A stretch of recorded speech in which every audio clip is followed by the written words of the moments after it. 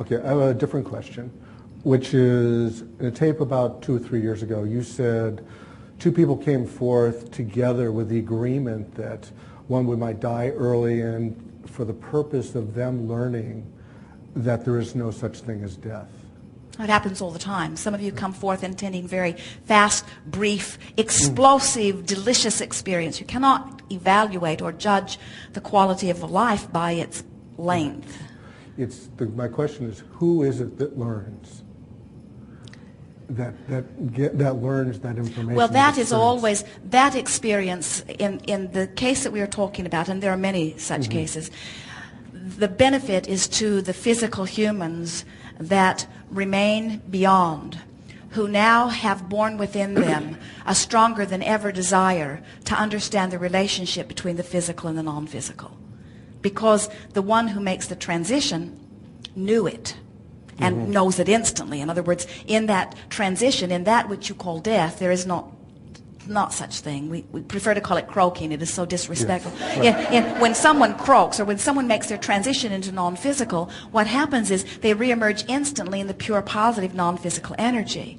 And the benefit in the example that we were giving is that then often those who are remaining physical, in their desire to maintain relationship with their dearly departed, often that gives birth to a desire that eventually leads them to an understanding that there is no separation between that which is physical and that which is non-physical. And that is always what that intention is about, to soften that line. You see, as we talk to you here, we refer to you as in your physical bodies, and we are expressing that you are non-physical energy expressing. In the beginning, because so many physical beings did not understand that they are extensions of non-physical energy, they think that there may be afterlife. They want to believe that, but very few really have any strong sense of what that is all about. And so we began to speak in terms of the physical you and the non-physical you, wanting to sort of get your attention to begin to look at yourself through different eyes than you were accustomed to seeing yourself. Most physical beings do not fully understand what we mean when we say you are non-physical energy expressing through this body. You are eternal beings.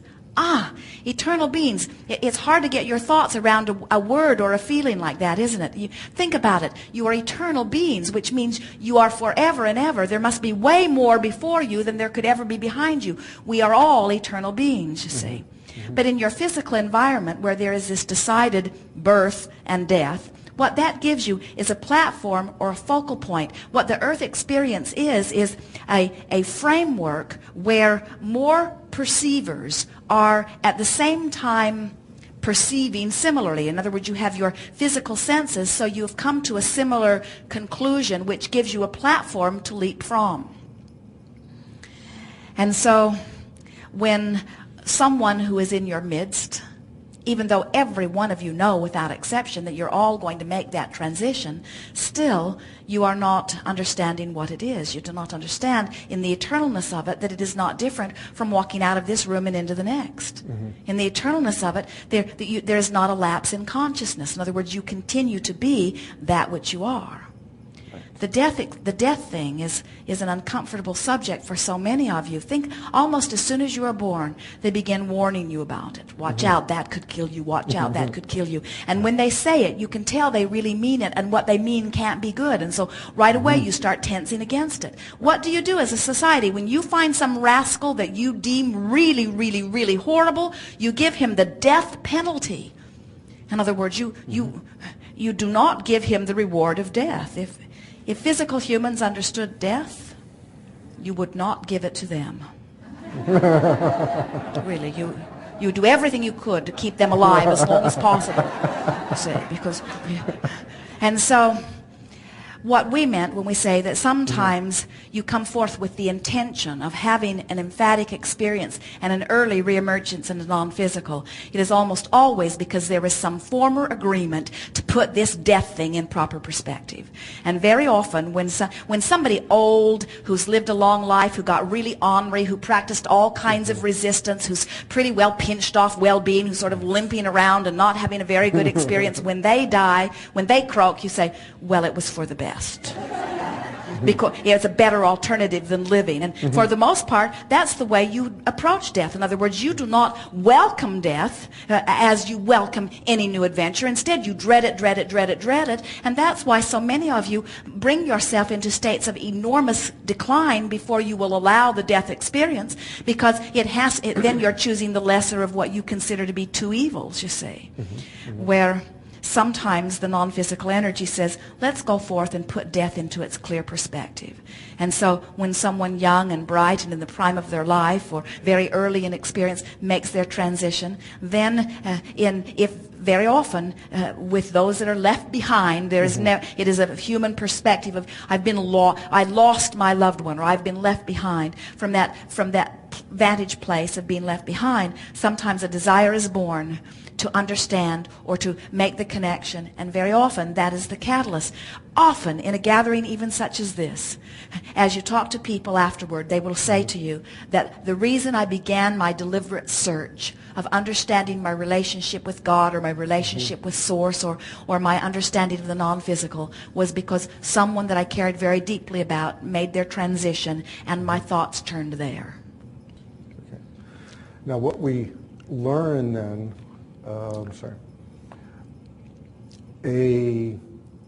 as the person leaves, and you said it increases the desire on the part of the person left behind to learn this and to understand it. To understand connection between two. Then later, another rebirth incarnation starts off with this new higher level, and that's in a sense how we learn as a environment, a species. Well, give us a little bit more. What do you mean by this new higher level? From what perspective?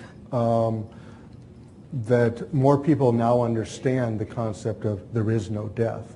So then when a new person comes in or reincarnates, that is more of a ground of being from which knowledge is more disseminated throughout the world. Well, here's the thing we want you to realize is that while everything is expanding, and while certainly there is benefit for all from every experience that is lived, the non-physical energy already understands that. In other words, there is not one of you that will be separate from that reemergence into pure positive energy. And so it's not like you have to go through the death experience in order for the spirit to understand it. The spirit understood it. The spirit knows it. It is for the benefit of those who are still remaining physical to understand it, so that they can be in a place of more allowing. In other words, it helps them to let more of it in. It isn't until you begin to no longer dread and push against death, you can't really live. In other words, you have to understand that well-being abounds. And once you understand that well-being abounds, then you will begin to allow the life experience in the fullest sense of the word, you see. We want to be clear that the reemergence back into the non-physical is a delicious, imagine in one fell swoop, leaving behind all doubt and fear and worry and blame, and reemerging. And what we want you to understand is that spirit, or that energy, that consciousness knew that. In other words, that's who you are as non-physical energies. You don't come forth into the physical to bang around to gain knowledge so that you can die and be a better angel. That is a distortion of what it is all about, you see. When we come back from segment of refreshment, we'll talk further about what this physical life experience really is about. You are complete for now? Yes. We are complete.